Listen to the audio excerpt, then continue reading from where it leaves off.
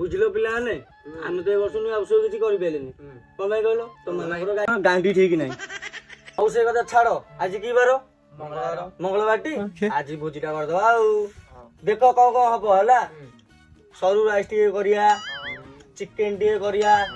ଛତୁ ଟିକେ କରିବା ଆଉ ତମ ଇଚ୍ଛା କଣ କଣ କରିବା କୁହ ଭାଇ ପନିର ଟା କଲେ ଭଲ ବୋପା ଦିହ କରି ଖାଇଥିଲୁ ପନିର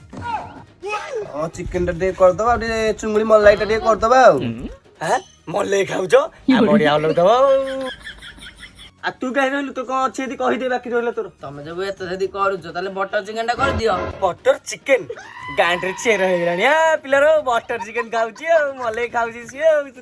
ଏତେ ଏତେ ଆଇଟମ କରିବ ଟଙ୍କା 500 ଟଙ୍କା ଖର୍ଚ୍ଚ ହବ 500 ଟଙ୍କା ପକେଇଦବା ବୋଧେ ଆଉ ହବ ତ ଜିନ୍ଦଲେ 500 ଟଙ୍କା ଖର୍ଚ୍ଚ କଥା ହ୍ୟାଲୋ 500 ଟଙ୍କା ଜିନ୍ଦଲେ ବୁଝି ହେଇଛି ମୁଁ ଟିକେ ମେଡିକାଲ ଯାଇକି ହ୍ୟାଲୋ ହବ ହବ ମୁଁ ଯାଉ ଝାଡା ବସି ଯାଉଛି